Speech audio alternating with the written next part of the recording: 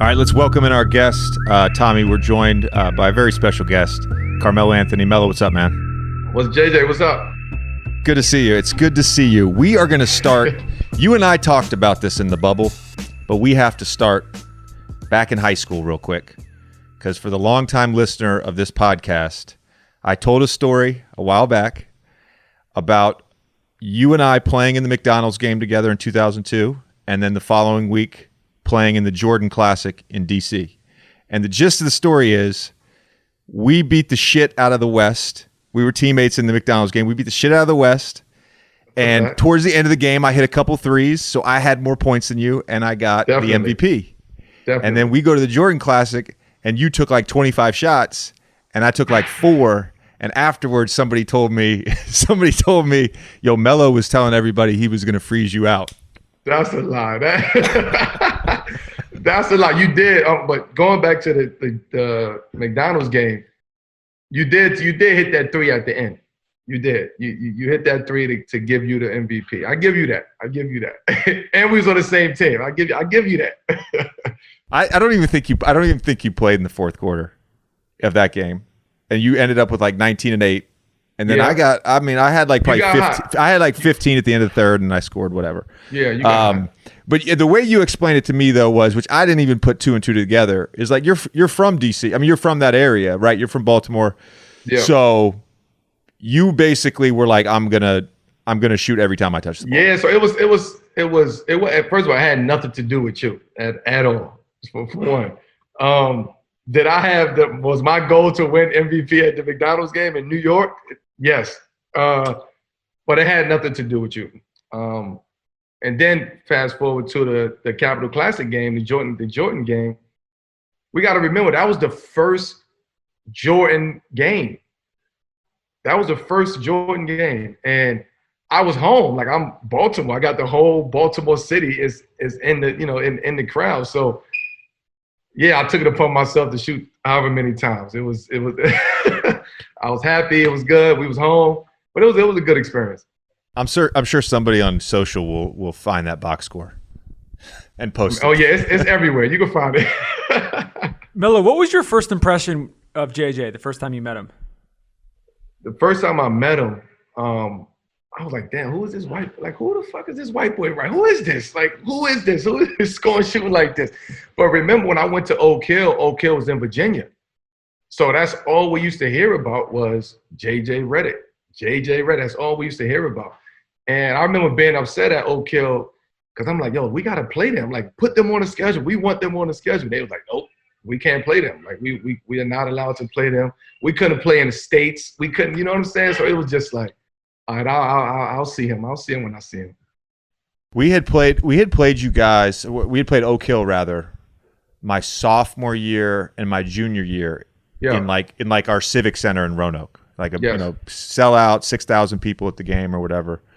My junior year, Rashad Caruth, who played at Kentucky, punched me in the nuts, and I don't know if that's why we didn't play you guys my senior year, maybe, or what it was. Maybe. But I remember because that was one of the highlight games, right, from before I got there. And even when the year that I was there, they talked about that. They talked about going and playing against you guys the year before, trying to get you guys on the schedule that year. But now that you putting 2 and 2 together for me, so now that may be a reason why we didn't play each other. I think there's 3 of us left in the class of 2002. It's you, me, and Iggy. We're the last 3 that are still playing in the NBA. And there's some other guys that played professionally this year, but we're the last 3 that are playing in the NBA. I really think Chris would obviously still be playing. Are you surprised that it's the 3 of us left? If you look back at our McDonald's class. Oh, for sure.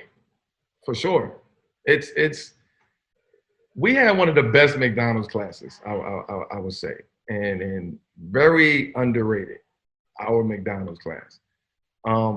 If I had to look at those teams and just that year, it would have been like, man, at least 6 of us would still be here, right? At the very least, 6 of us should still be in this NBA today. And Iggy wasn't even a McDonald's All-American. No, he wasn't. He was like just outside. He was like ranked in like the 30s or the 40s. Yes. I can tell you unequivocally that if you told me back then like you were going to be one of the 3 guys left, I would have been like, you're crazy. Yo, listen. Did everybody have a career-ending injury? Everybody. Everybody. It's just, I don't get it. Everybody has an injury. Everybody deals with something. It's wild. I want to get to a bunch of stuff, but I want to spend some time talking about Denver and your time in Denver, because Tommy and I were talking earlier today, and it's so weird, but in the NBA circle and like NBA Twitter, nobody talks about Denver Melo. Yeah. I mean, it's like Tommy said earlier, he's like, it's almost like Melo got drafted by the Knicks. Everybody thinks Melo got drafted by the Knicks. It's like they forget about 2009. I know. Big market versus small market. Yeah. But just to have some perspective here. So I think you guys made the playoffs every year except your rookie year. You were all NBA. We made it. We made it our rookie year. You did? Okay. Our rookie year, we made it. So you made it every year you were in Denver. Yes. You were all NBA 4 times. Yeah. You guys made the conference finals in 2009. Yep. You had an unbelievable run there. And I don't think the average NBA fan realizes that and is able to even credit that. Well, honestly, I appreciate that, but honestly, the fans today, right, is only know this game today, right? They know this game within the last 10 years, right? If you look at the avid fans and the young kids who watch the game today, they can't tell you nothing before Miami, the big 3, right? They can't tell you that's their beginning. So for me in Denver, it is almost like a forgotten story, right? It is. I was there for 7.5 years in Denver. I was there the year I got there. The previous year they won 17 games, right? So I get there and we make the playoffs, right? So we created a culture there in Denver. We changed the uniforms, right? We went from traditional, navy blue and maroon and burgundy to Carolina blue, right? Like sky blue and Denver blue now. Like, you know what I'm saying? So we changed the culture in Denver step by step. And because we knew that a lot of people didn't want to come to Denver, they wasn't going to come to Denver. We wasn't going to get no big stars that to actually come to Denver. So we had to really create a culture here where people wanted to come. And our culture was, we're going to play fast, we're going to play fun, we're going to play hard, we're going to fuck you up. If you know what I'm saying? Like, we're going to, like, this is who we are as a team. And as we want people to know that when we play Denver. It was a wild cast of characters that you played with. The Denver Thuggers. I mean, like, I love Kmart. I love him. Al Harrington. You play. It's crazy. Like, no one realizes this. You played, I think, 2 years, maybe a part of a third year with Bubba Chuck. You played with AI in Denver. You basically got the last 2 years of his prime. Listen, and people don't understand. People don't realize that when we played together in Denver, he was averaging 26, and he was averaging 26 that year. I think he was averaging like 27 or something like that. I was like 24 or something like that. But this is what he was doing, And then he leaves and it happens like the snap of a finger. He gets traded to Detroit for Chauncey, right? So it's like, I'm on the fence now. I'm like, emotionally, I'm like, damn, hey, this is my brother. Like, this is my guy. Yeah, y'all just trade him off like that. Who are we getting? First of all, we better be getting some pieces. And they was just like, we Chauncey. And I was like, oh, okay. Now I see it, but nah, y'all can't do AI like that. Let Chauncey come, put AI at the 2. Like, these are things that I was actually trying to figure out, but it didn't work out like that. Do you think? You mentioned the small market, big market thing before? Now that you've sort of seen it all, do you feel like that was sort of the major reason why this happened? Or, like, one thing I'm interested in is, we've talked about this in the show a lot, is social media, and how things have changed for fans since social media existed. And so when you look at like KD and Russ and OKC, for example, how they sort of were blown up internationally because of YouTube and Twitter and stuff like that. Like, do you feel like your teams with AI, if that stuff was around, would have just been a bigger thing? Today? Yeah, oh now. My gosh. What? What? Listen, those teams that we had in Denver, even when AI came, social media was just, it was just getting there. It wasn't even there yet. It wasn't there yet, but it was just getting there. And Tommy had a MySpace account back then. I had a MySpace account too, right? So we was just getting out of that MySpace era. Like it was that Facebook and Twitter and all of that. But that team, not even just the group of guys we had on that team, and today with social media, we would be like, like Rolling Stones. Like we would, because of the caliber of people we had on that. We had characters. We had AI was his own character. Like he was his own character. J.R. Smith, his own character. Kmart, his own character. Me, I have my own characteristics, right? So we had all of these. Nene, right? We had young Nene on our team. The Brazilian Nene, before he changed his name. Like it was, what I'm saying? So we had Chris Anderson, Birdman, right? This is wild. Like I had forgot so many of these guys were on the team. Obviously I remember JR, but like I can't believe this. We had Birdman on our team. When the Birdman aura, like it was created with us. It was like it was like Wild Thing. Like when he came out on the court, it was like Wild Thing. Come through with the mohawk, and he had his own theme music when he came out. Like he had his own bird call when he blocked a shot. Like he had this. You know what I'm saying? So we had all these different personalities. I mean, I played with one of the smallest guys in the league history, Earl Boykins. Right? He was a dog. Like people don't understand it. He was a dog. Like I played with so many people. I played with Dennis Rodman for like a preseason. People don't know that. I played with, Master P came and tried out for the Denver Nuggets. I was his guy in Denver. Wait, what year was that? That was Master P and Dennis Rodman was my first year. Sean Kemp was my first year. Jeez. Like I play with these guys. So these were the caliber of guys that we were attracting. We started to attract to Dennis Rodman's, Master P, this is a TV AI. show. It was a TV. Oh, we had a TV show back then. Bestseller, for sure. You played with young J.R. Smith, and then you played with J.R. in New York as well.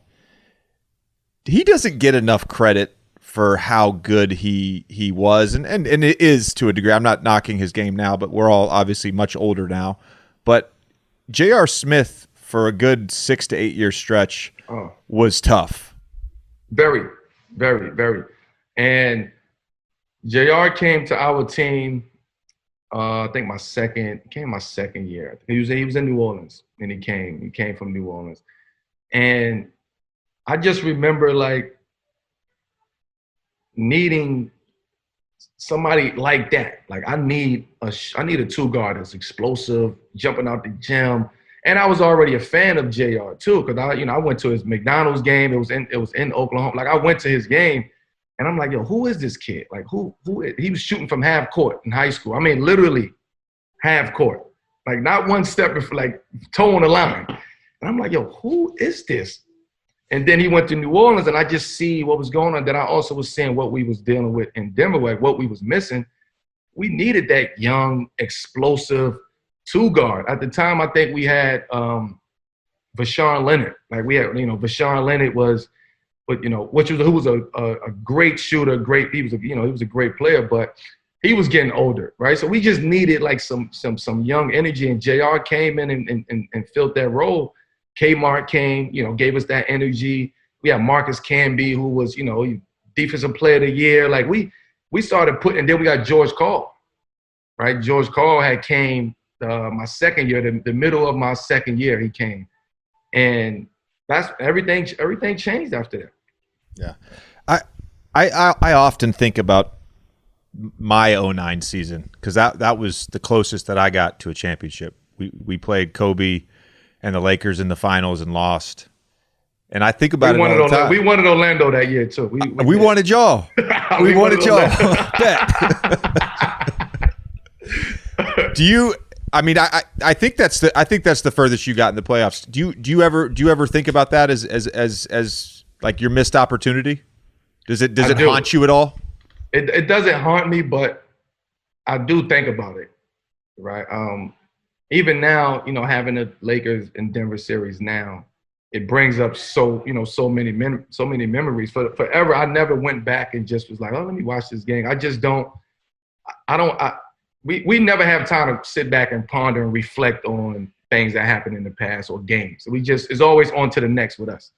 So even like now, as I see clips and then I'm like, man, let me just watch the game. Let me watch this series. So I go back and watch the 09 series against the Lakers.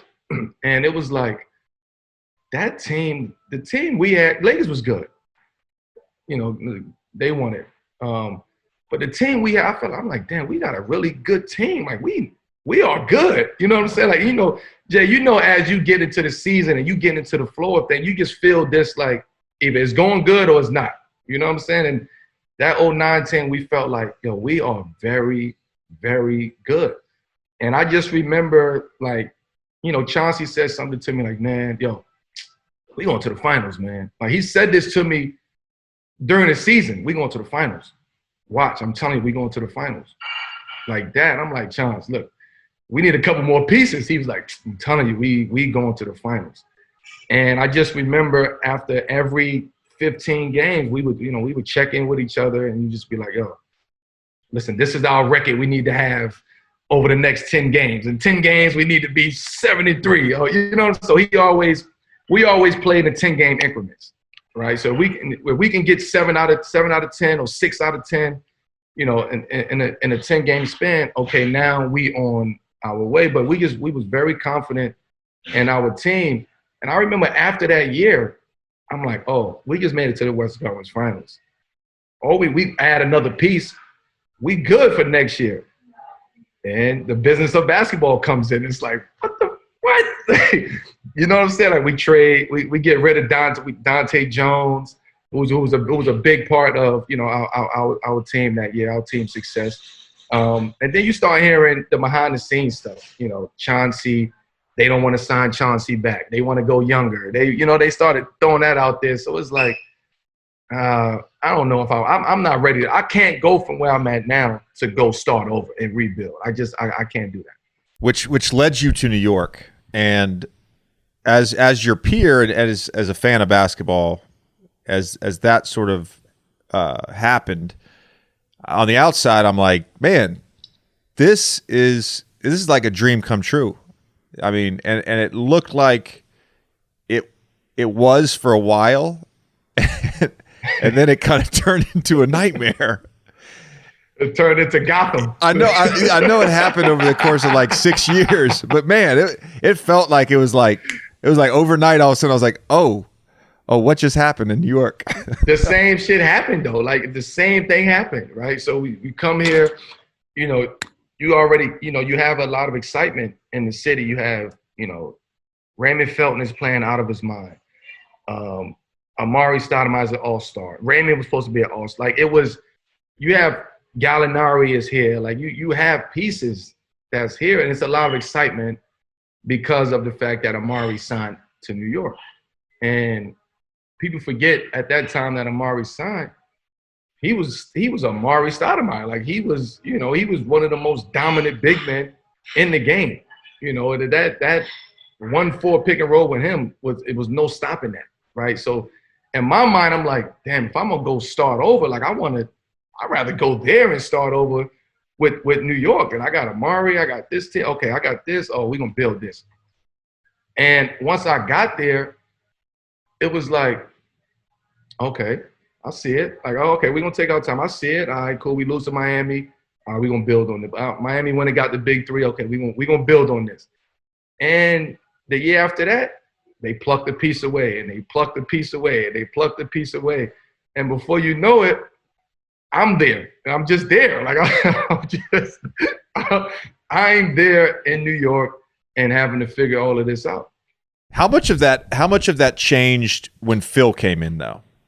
How much of that sort of it all isolate? I don't want to call it isolation, but how much of, like, when was the transition where you were like, all of a sudden you looked around, you're like, oh, I'm the older guy now, and there's no one really around me that I can sort of. Well, it all happened it all happened when Phil got there, right? I mean, when I came, I think Donnie Walsh was here when I came. He's the one who facilitated all of that, and Glenn Grunwald was the GM. And with Glenn, it was like, man, what are we gonna do? We're gonna build this. Here are the pieces that we think we need. Like, this is a 2-3 year plan, but we're gonna follow the plan. We're gonna build it. And they get rid of Glenn Grunwald, right? And Mike D'Antoni leaves, and it's just like things just started falling apart. But then it's like, okay, Mike D'Antoni leaves. Okay, Mike Woodson takes over. Oh, now we are, he coming off of Atlanta. Atlanta was playing good those years with him. His offense was great. Okay, this is the offense that we really need. Right? We start, we got the older cats now. J Kidd, Kmart, Kurt Thomas, Camby, Metal World Peace. Like, we went and got Pablo Prigioni. Like, that was our older crowd. That was our older guys. And then the middle of the pack was myself, Amari, JR, Tyson Chandler. Like, that was the middle pack. And then the young guys was, and Raymond, and then the young guys was Iman Shumpert. Like, we went and got, we drafted Iman Shumpert.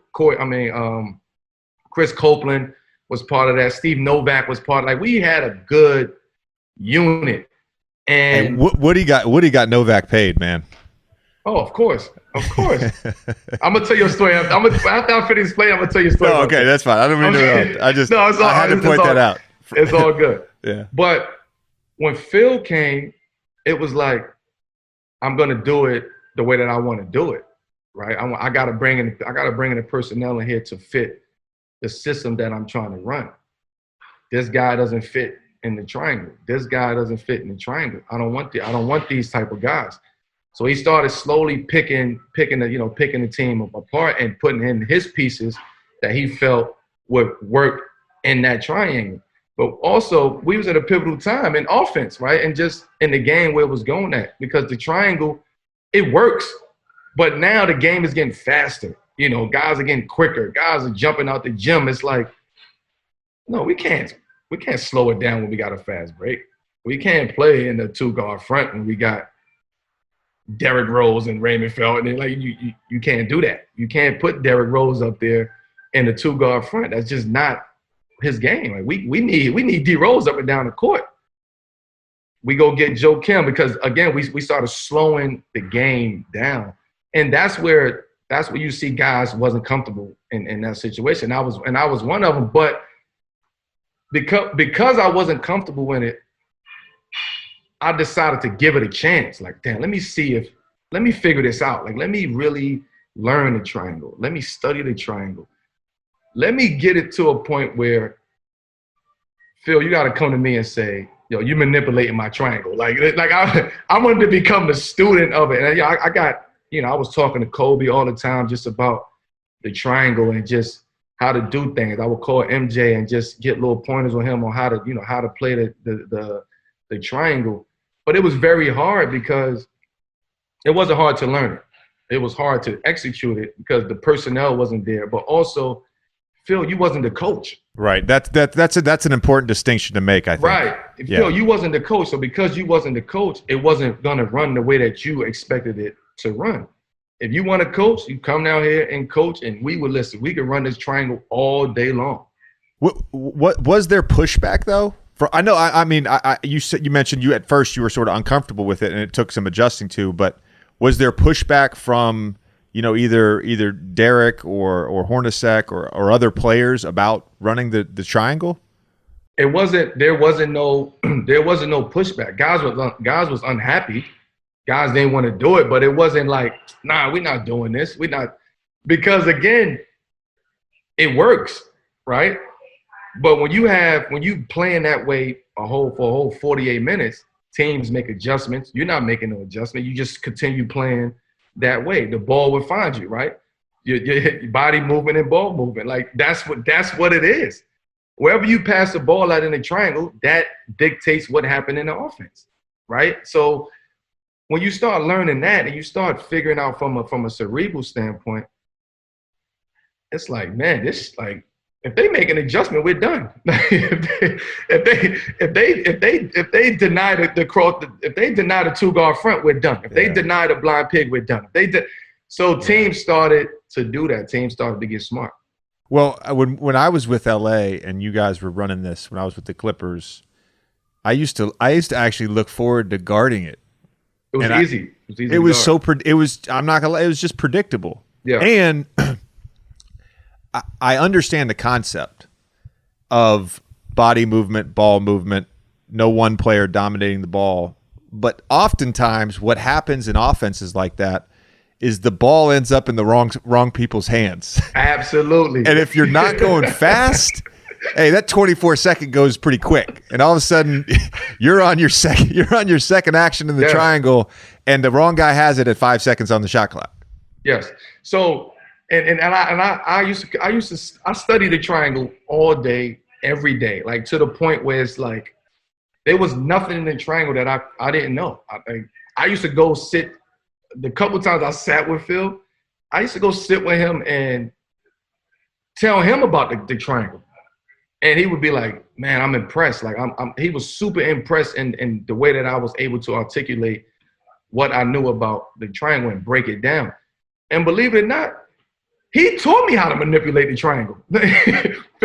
Phil did that. He taught me how to manipulate the triangle because, again, to your point, Jay, wherever you pass the ball, that dictates everything. So guys are in positions that they normally won't be in. And when they get the ball, everybody stay home or everybody gets denied. And now you have to make a play. And if you don't have those playmaking abilities, then you're going to look crazy out there in that triangle. So those are all the things that I actually had to deal with. Tommy, do you know what the blind pig reference is? Not the restaurant. I love that you pulled out the blind pig reference. No, I love the restaurant, but what does it mean? It's basically if there's 2 guards up top, if the guard without the ball is denied, the big flashes up, catches it, and that guard goes backdoor, and it's a little drop off pass. Kobe used to kill on that, and you can set it up and manipulate it in a way. Yes. When you know that denial's coming, that you get your best player on that back cut, and then he's going downhill. So it's similar. He's going downhill against a big, basically on a back cut. So it's similar. If you could just come down and run a high pick and roll, to be honest with you, and get the same shit. Absolutely. and all the triangle really does is give you structure on the offensive end, right? It puts you in spots, and once you're in those spots, you can play out of that. You can do whatever you want to do. So everybody has the green light in the triangle. How did it get to the point, though, where by the end of it, it had gone so far south, and it was clear, at least from the outside, that you were unhappy. The media scrutiny that you were under was crazy. We talked about this a little in the bubble, just about if you could play in New York, you could kind of play anywhere. You play anywhere. You know what I mean? I felt like that way about Philly too. But like, if you could play in New York with that and being a superstar in New York, man. But how did it get to that point where, what I said earlier, like what felt like should have been a dream situation for you went so far south? It's crazy because, again, when you're in it, you're just trying to get through it, right? You're not really reflecting on it. You're not really like, damn, what really happened? Only thing you know is this shit ain't working. Listen, we got to figure this out. You know what I'm saying? Like what? But mind you, people don't understand. I've played since I've been in New York for 7.5 years. I've played for maybe four or five different coaches. So there was never no consistency. We couldn't grow. We couldn't build. right? So players, I played with over 100 players. I had over 100 different teammates in 7 years. Yeah. Three GMs, 3 presidents, like, and I'm getting it, and you put this all on me. Yeah. So that's when it all went downhill from there. And that's why I look like Phil takes most of the brunt of it, because it all started when he came. The personnel change. Guys, confidence. Guys started to lose confidence. They was coming to the locker room and just like, Seven, I don't know, man. Look, it's on you tonight. I'm like, what? Like, but they started losing confidence because we don't know what to do. He telling us to do one thing from upstairs. The coach is telling us to do one thing. The assistant coaches is telling us to do one thing. Oh, and you and Seven, hey Melo, you telling us to do it. You telling us to do something too, right? Like, who do we supposed to listen to? I'm like, listen to me. Like, me, listen, go out there and play basketball. Get it out your head, play ball. We'll deal with the triangle later. We'll watch film on it. Like, today, we here to win this game today by any means necessary. And they didn't like that. I mean, in all honesty, Phil didn't like that. Melo, we talk about the culture of winning on teams a lot on the show with different guys. And we talked about it before, but you literally have won your entire life. You won in high school. You won a national championship as a freshman in college, dominated. You won in Denver every year. So when this is going down and you're someone who has been in multiple situations where it's always worked, you've always had it, how did you kind of mentally center yourself, when this is all happening? So at that point, I had to say, you know what? I just got to do what I got to do. Like, I'm not going to – I know the media. I know what's happening. I know what they doing. I'm in it. You know what I'm saying? I know what they say. It's 100 of them at practice every single day, right? And you hear the whispers and you hear this. And so I just knew – I knew what I was up against. I knew no matter what, they was going to have something to say, right? So it's just like, just go play ball, enjoy it, have fun. Don't let them see you sweat. Even if it's bothering you, fuck it. Like, get through it. You know what I'm saying? So I started rallying my teammates like that and giving them that same mentality. Like, look, this media, they against us at the end of the day. And as you can see, what's happening in front office, what's happening with PJ, we got to leave that alone. Like, we have to play. And they started getting, it was like a rally cry. You know what I'm saying? It was like a speech, like, yo, we got to go, man. Look, it's us against New York media. It's us against our own organization because we don't know what's happening. We don't know what's going on. So imagine the mindset that you have to have and the courage and integrity you have to stay in that, to deal with that. I'm talking about you scored 35, you're getting booed. If you don't, you miss your first 3 shots, you're getting booed. You know what I'm saying? Like, it's that was the culture, and not everybody can handle that. It's a great point. I think you did handle it. Before we sort of hop off the New York train, take me through your hat stage in New York. When you there was like a 2-year window there where you just were wearing they were great, but like just an assortment of different style hats. And I don't mean baseball caps either. No, I mean true hats, true caps, if you will. I'm always into hats. I was always, something had to be on my head. Whether headband, cut off sleeve, like ball some tissue up, wrap it around. Like, something had to be on. And once I got here to New York, it was like, I found a hat that I love. It was a Gorham Brother hat, fedora that I love. Shout out to Gorham Brothers. And I stayed, like, I always had that hat on. And then from there, it was like, oh, let me switch the color up. Let me get, this one. Oh, and then people just started sending hats.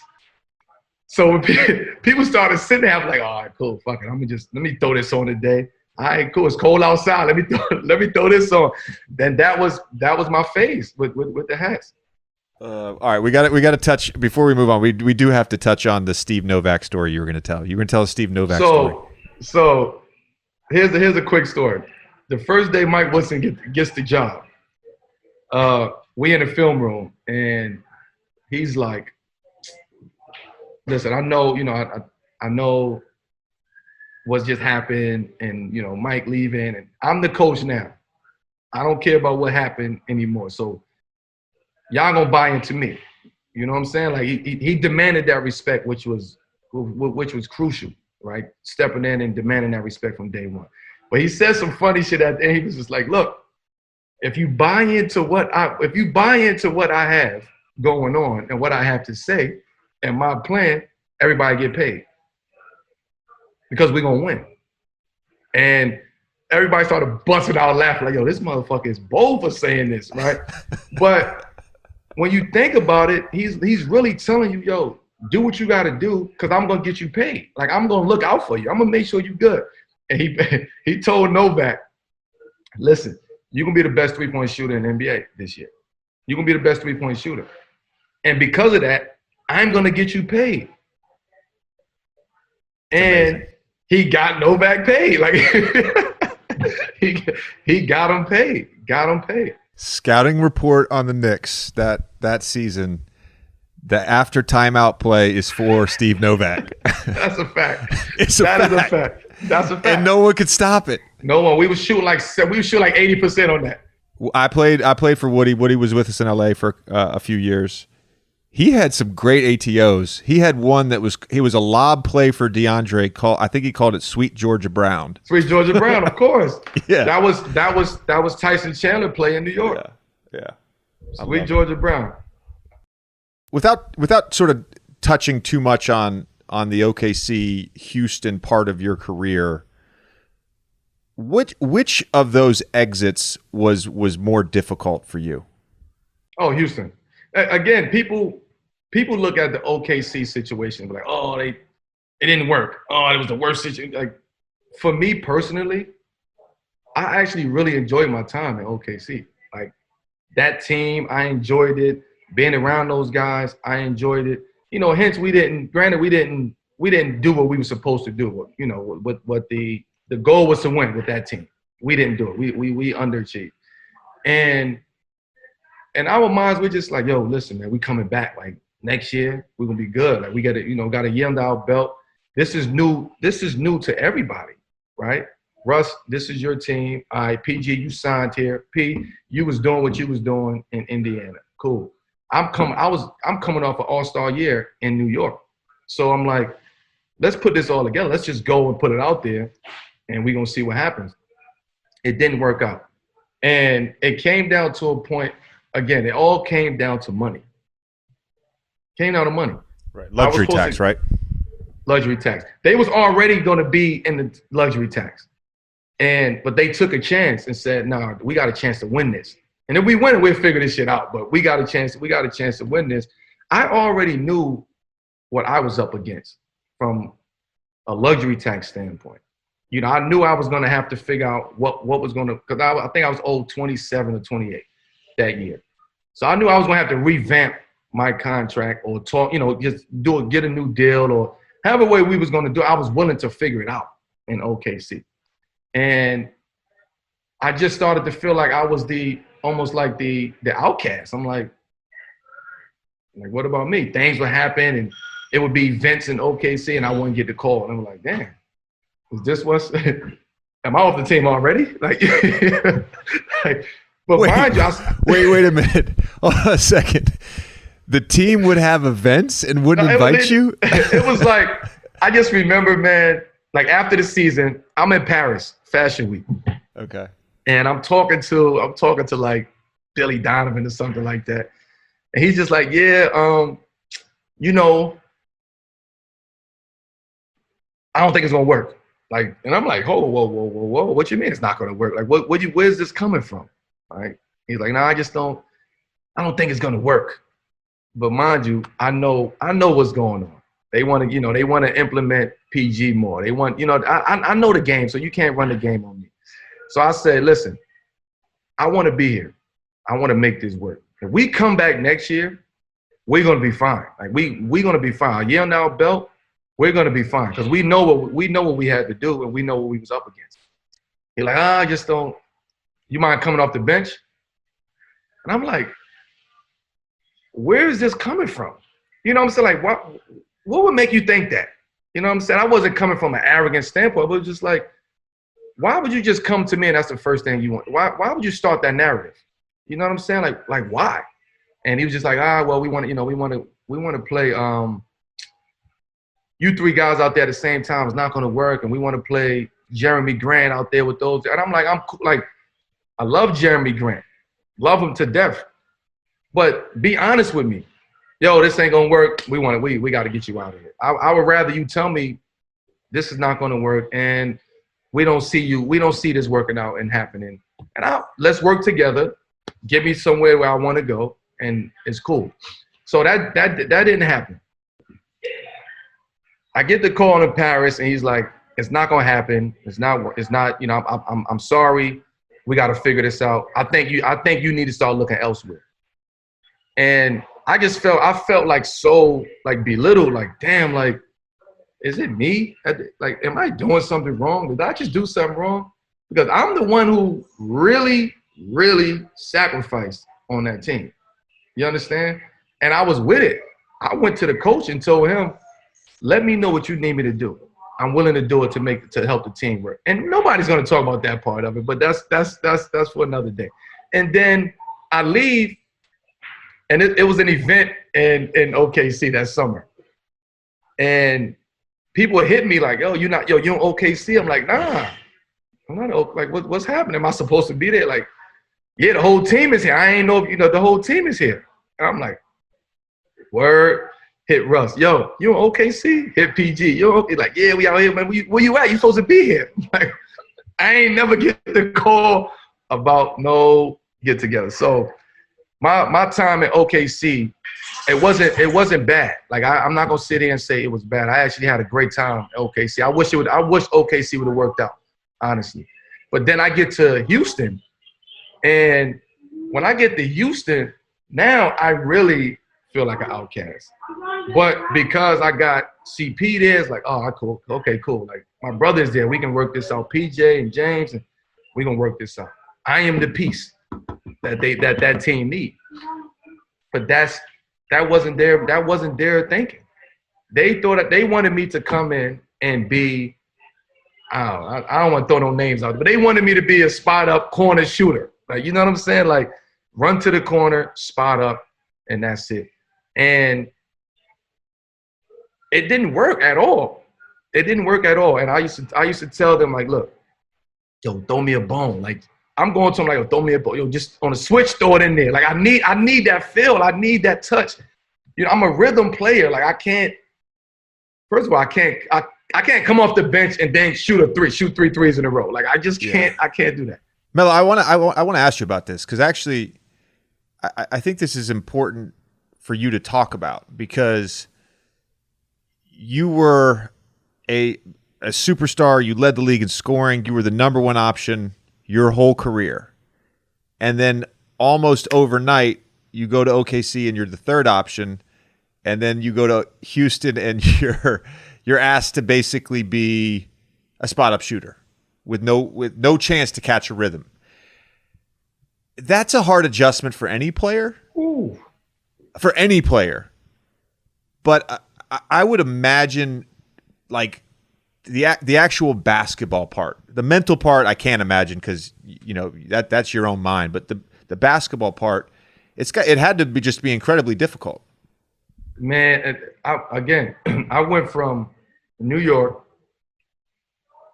All-Star, leave to go to OKC, which is before I even got to OKC, before it happened, I already had in my mind, I'm willing, anywhere I go, I'm going to sacrifice. Because now I want to win. So anywhere I go, I'm going to have to sacrifice. I'm not going to be the first option anymore. I can go to a team and be the first. I can just stay in New York and be the first option. Now I want to win. What's my options? Where I'm going to go? Okay, OKC pulled the trigger the 25th hour. You know what I'm saying? Like, they pulled the trigger at the very last minute, right before media day. So now they already got their system that they already implemented throughout the whole summer. So now I'm coming in media day, and it's like, damn, yo, we got Melo here too. Well, now we gotta figure the system out. Who's gonna get the touches? What offense we gonna run? Because you already implemented the offense that was basically for you. I mean, for Russ and PG. I had nothing to do with that offense. But when I come, it's like, holy shit. Okay, this is too much firepower. How are we gonna make this work? So I think that's why we got up to a slow start. When I get to Houston, the basketball part of it is like, at this time, I'm like, I know this is another sacrifice. But now I'm sacrificed for the greater good now. Like I'm willing to sell my soul to go win. And this is what I'm thinking about. And when I get there, I honestly didn't feel like I was a part of Houston at all.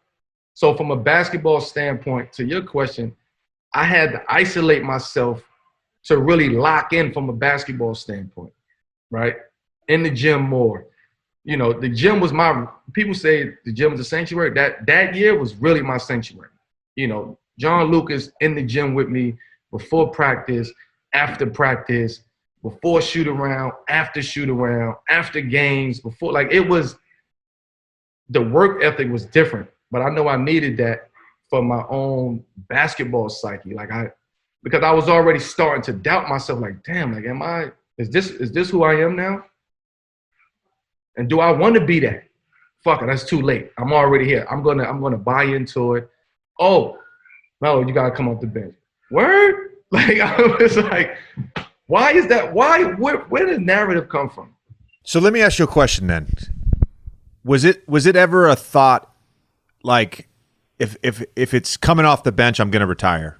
Like, did you ever think, like, if this is my only option, then I'm just gonna I don't want to play that role. I'm out. Was that ever a thought? No, it never was. I'm not doing it. Never was that. And honestly, knowing whatever past history I've had with Mike D'Antoni, I went to him. Mike, I need you to be honest with me. Tell me my role. Like, we ain't gonna do what we did in New York. You know what I'm saying? Like, we're not having that. I grew, you grew, we both matured. Tell me my role on this team. What you need, right? And I need you to be you.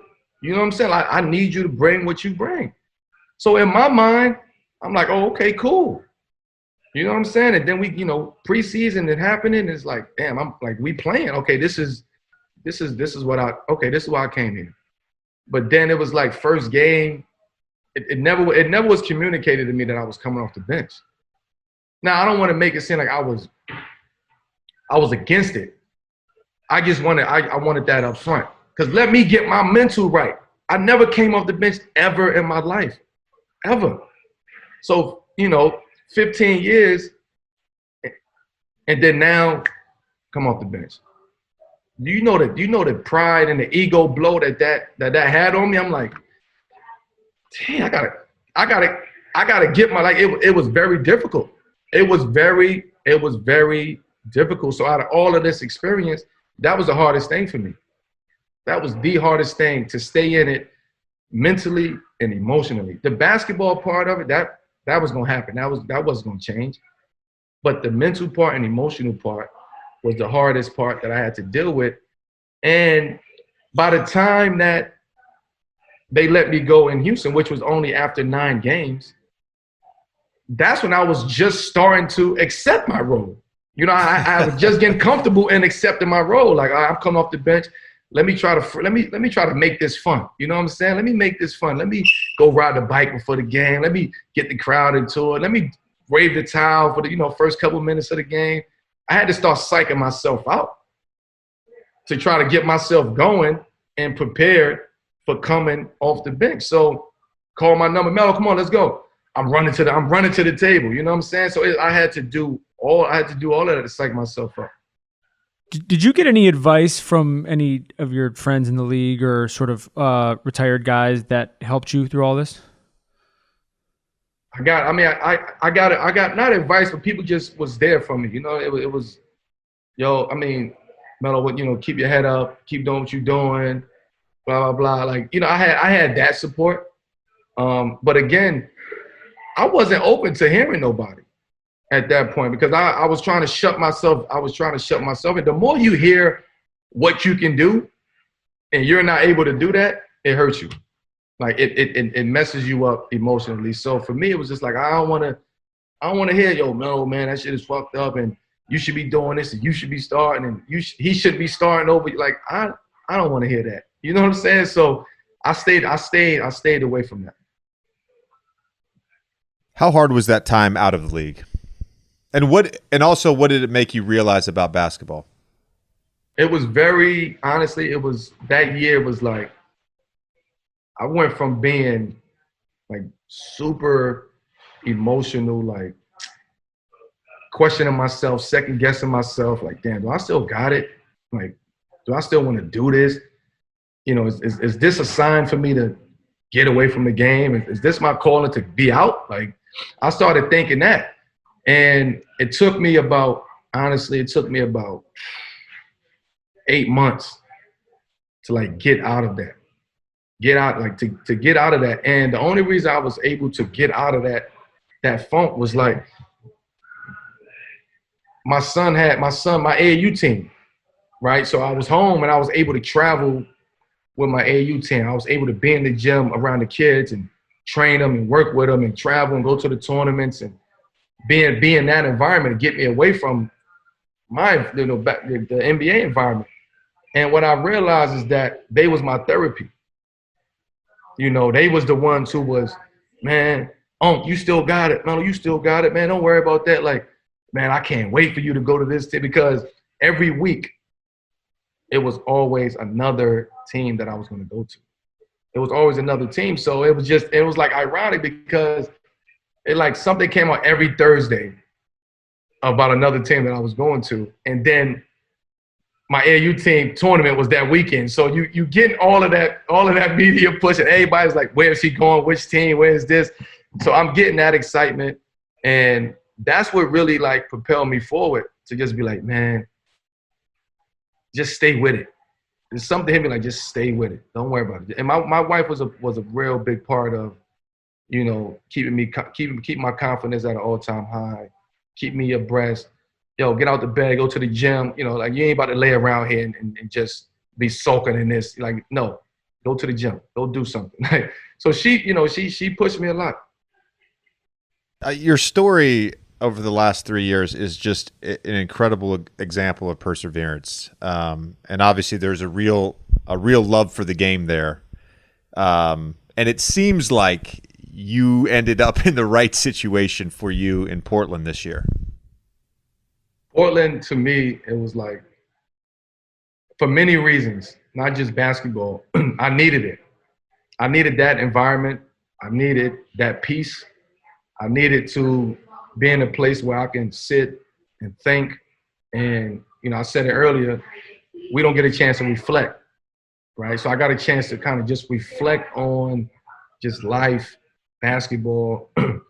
You know, was it a second chance? Yes, it was a second. Yes, it was a second chance. But for me, it was more like they taking a chance on me, and I have to be there for them, right? They call me, we want you, and I was like, you want me or you need me? You know what I'm saying? Like, which one is it? And it was just like, you know, we really need you. Like, so because they told me that they needed me, that made me like, this is where I need to be because they need me. If they need you, they want you.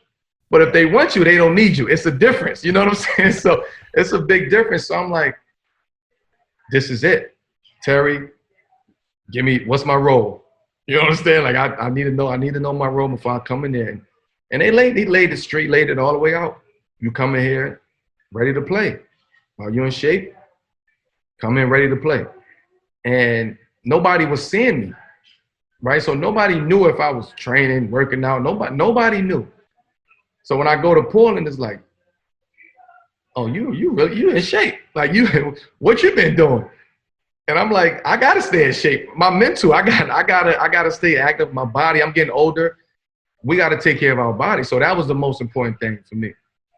You played your first game against us. Yeah, that was let me tell you, in New Orleans. Let me tell you this though. So all of this goes down the week prior to when we come to New Orleans, and I'm just like, they like, yo, this is Thursday or Wednesday. Could you meet us in San Antonio on Friday? And I say, look, there's no way in hell I'm gonna meet you in San Antonio and play when I've been on the couch for a year. Like it ain't. That's not happening. I said, get me through the weekend. I need to get my family. I need to do I gave myself a own mini camp. Yeah. I did 3 days, 2 days. And that was my mini camp. And then I met them in New Orleans. Oh, that's wild. How is your perspective of Dame changed since you've been his teammate? I've always respected him. Always. He was one guy I've always respected as a player, but as a person. Even though I didn't know him, even before I always respected him. He was an honest, truthful guy, humble guy, loyal. He was very loyal. And even prior to me going this year, we've always had conversations. Yo, man, come to Portland. You know, like we always had dialogue. This is the place you need to be. And he was like my biggest supporter. I need you here. Come to Portland. We want you. Man, this is where you need to be. You need to be over here with us. And for the past couple of years, Portland was always that team like, yo, what's up with Portland? I'm like, you gonna get it done? Can they get it done? Don't come to me unless they can get it done. I don't want to hear about Portland. Like that was my mentality. You know what I'm saying? Because I didn't want to put them there and then nothing happened and leading them on. So I was like, unless they're gonna pull a trigger right now, then it's not gonna happen. But you know, they wasn't trying to get rid of some pieces that they had. You know, the business of basketball starts to come into play. The politics start to come into play. But this year made up for that, right? For me personally, this year made up for that. How many more years do you want to play? Man, look, I said 35, 15 years ago. I said I was done at 35. I said I was done at 35.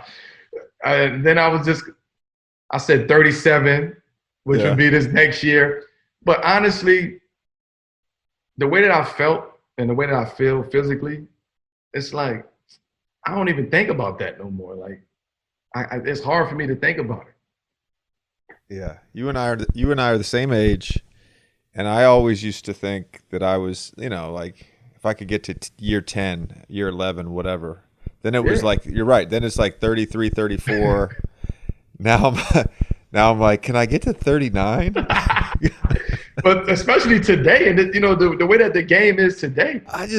I think you get older though, and and I've experienced this too, and in a different way than what you've gotten to experience in the last 3 years, but you realize, despite all of the shit that comes with playing in the NBA, because it's not a perfect ecosystem. No, there's no perfect ecosystem in the NBA. So you're constantly sort of navigating. And at times it can be draining. And on certain teams it can be draining. And when you're dealing with certain things or you take an L a certain way, it can be draining. But as you get older, at least for me, I'm like, yo, I really love the game. I really love playing. And I'm never going to be able to do this again if I retire. Like you can't just like, I'm retired and then 3 years later be like, I kind of miss it. I'm going to go back and play. No, it's a wrap. And so as I've gotten older, it's made me want to continue to play even more. Yeah, because like even for me, so I got a chance to, and just to put it in perspective, I got a chance to play at a high level for a long time, 15 plus years, right? And then that's taken from you. So now you get your perspective change about life at that point. And in my situation, people don't come back. Guys don't come back. Guys give up. Teams give up on them. And guys just don't have the fight to keep doing it, especially at that point. At 15 years in, it's like, all right, I ain't about to keep doing this. You know what I'm saying? Like wasting a year. Nah, cool. I'm cool with that. But for me, the reason why it worked for me. It helped me because I've disconnected from the game as a whole. And I told myself, I got myself to a point where I'm like, I done did enough for the game. I done did enough for myself. Monetary wise, I'm good. My family good. We're good. I don't have anything else to give to the game. And if this is the way that I got to go out, I'm cool with it. You know what I'm saying? I had to be at peace with the way I was at. So I'm just like, this is it. Like I told my agent, yo, don't call no more teams. Don't call no teams. I'm done. Like I'm at a place mentally and spiritually. Like I don't want to deal with that no more. If somebody gonna come in and mess my piece up, I don't want to deal with it. And I didn't watch basketball for like damn near 8-9 months. Like that year, I didn't watch it. I wasn't up to speed on who was doing what. I didn't know who was on what team, you know. And when I came back and we played against you guys, it was like I had to get right back into it. Did you know that I played? Did you know that I played for the Pelicans? I know you played for the Pelicans. I know you played for the Pelicans. But it's just like the league started to shift. Young guys, I'm like, damn, who is that? Who is that? You know, I had to re-educate myself, but I had to disconnect from the actual game and say, this is it. I accept it. Now it's time for me to move on to another part of my life. Do you, in your time of reflection in Portland, or if you've had a moment to reflect, do you ever reflect on your own personal legacy and what it means in the context of basketball, the game itself? Yeah, so my legacy in just the game of basketball, I don't think, for me personally, I don't think winning a championship defines who I am and what I've created and what I've done for this game of basketball, right? What I've done for this game of basketball and what I continue to do for the game of basketball is bring awareness in different aspects, right?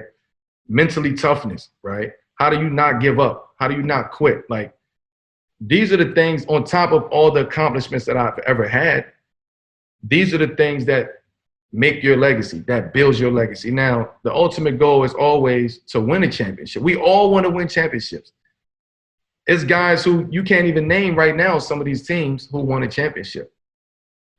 That doesn't mean anything, right? They're still going to be who they are. For me, that would validate my legacy from a basketball standpoint, a championship.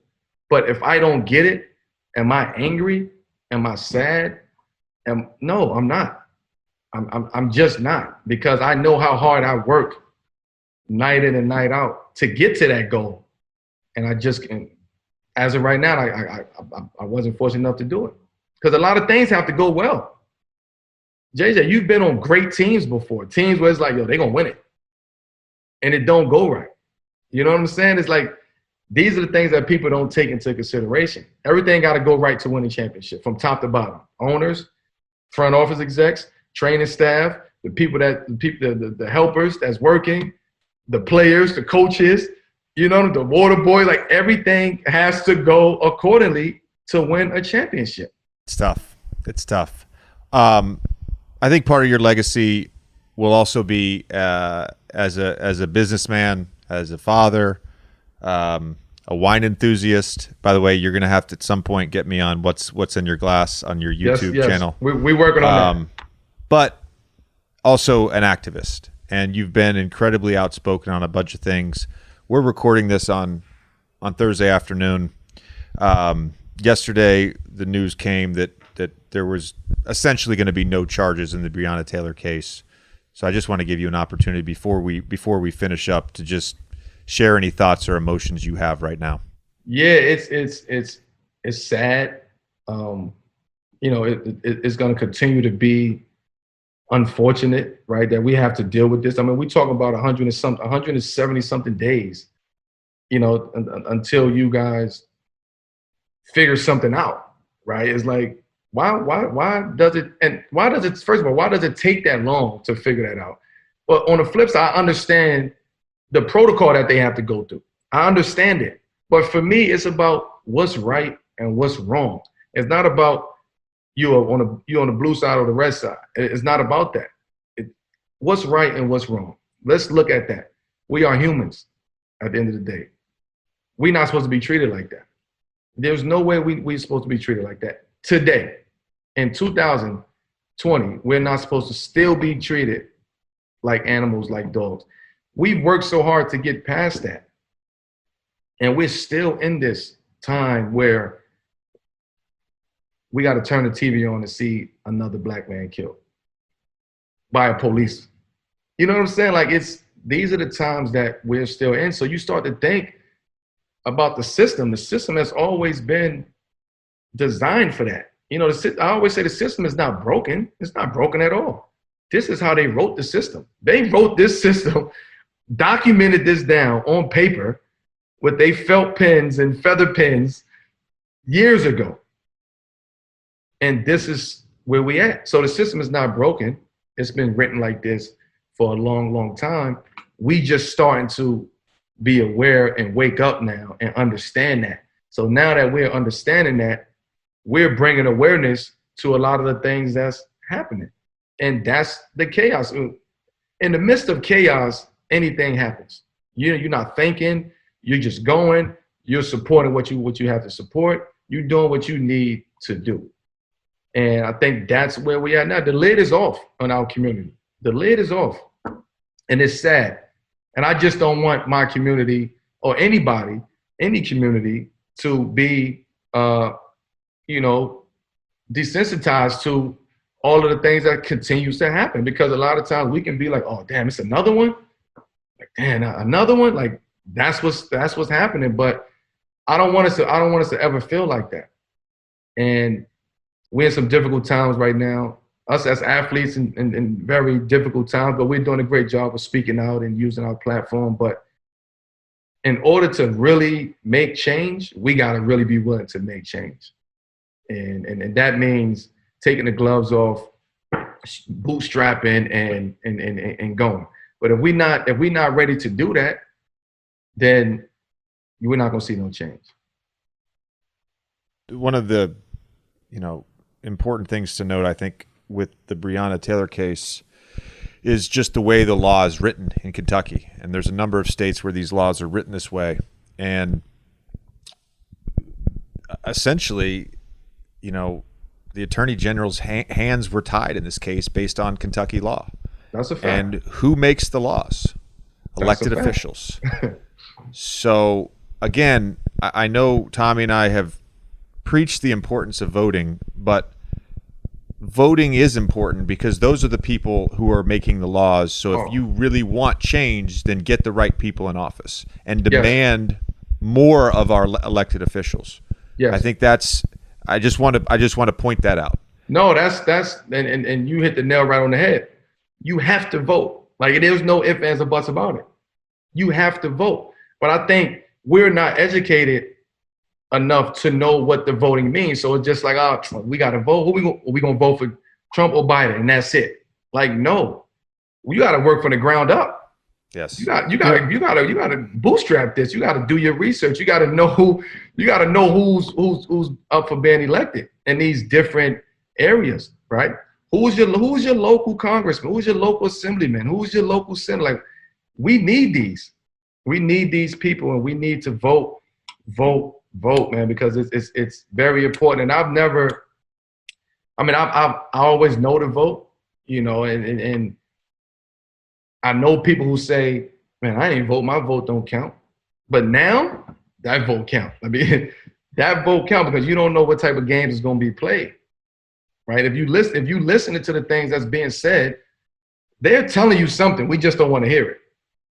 It's a question that comes up. Will you pass this? Will you pass the torch easily? No, I'm not passing the torch easily. We're not even going to get to that. You see what's going on in the ballots? Like, this is how they operate. You know what I'm saying? Like, they already prepared for that moment. So we have to be prepared for those moments by voting and putting the people in place that we want to have out there, to have our voice, be an extension of our voice and our vision. I was going to say, I think, Melo, one other point about your legacy is between you and Bron and Chris and D. Wade, you guys have really set the stage for a lot of the younger guys in the league with everything we've seen this year on how forward thinking the league has been as a whole. I mean, I think, and JJ, I'd love to sort of hear your perspective on this as well. I think there's a direct through line to the guys like you, who these young guys all, grew up looking up to. And when they see you guys speaking out and they see you guys being as active as you are now, but also as you've been, I mean, this is not a new thing for you. You've been doing this for a long time. And so that is another just massive part of, your legacy when we sort of think about this stuff. No, I appreciate that. And it's natural for me, right? That comes natural, right? Again, I'm for what's right and what's wrong, right? So that when you stand on what you believe in and what you preach, it's easy. You don't have to worry about saying some shit that you don't believe in or lying or leaving something out. No, I'm speaking from my heart and my mind and what I really, truly believe in. And for the young guys who's coming up and seeing us, like you said, speaking out, and we had to educate ourselves on a lot of these issues before we was able to speak out. Because if we're not educated on a lot of these topics, what's the point of us speaking out? We just yelling for no reason. So we got to sit back, educate ourselves. But what people are starting to do, they are seeing us educate ourselves now, right? So it's like, damn, like they speaking on that. Damn, they learn it. Like it's an educational process that goes along with this. And I think that's why the younger guys gravitate towards me, because I'm real. I'm not gonna sugarcoat nothing with you. I'm gonna keep it 100 with you. I'm gonna tell you what's real. I'm gonna tell you what need to be done and what don't need to be done. And if you're really ready to go that extra mile, I'm ready to go that extra mile with you. But let's be smart about going that extra mile if we don't have a plan. Like that's where I'm at with it. Melo, I greatly appreciate the time, the thoughts, the honesty, and one of us will end up being the last man standing in the class of 2002. Because I think Iggy, I don't trust him. He's got too much going on. I don't trust Iggy either. He's out after next year. Once that Miami extension's done, he's out. I don't trust Iggy. It's either me and you, guy. It's either me and you. Listen, may the strongest man stay standing. That's all. May the healthiest man stay standing. There you go. All right, brother. I appreciate you. Jay, I appreciate it, man. Thank you, T. See you, bro.